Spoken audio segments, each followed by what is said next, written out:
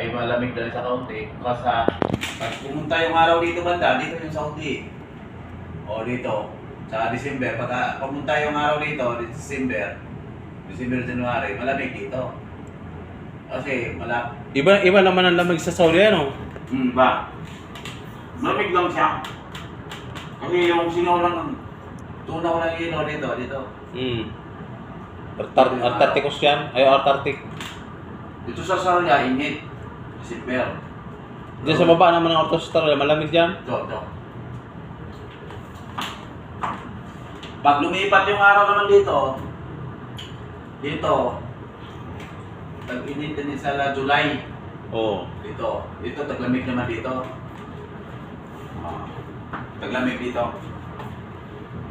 Tayo, permanente dito.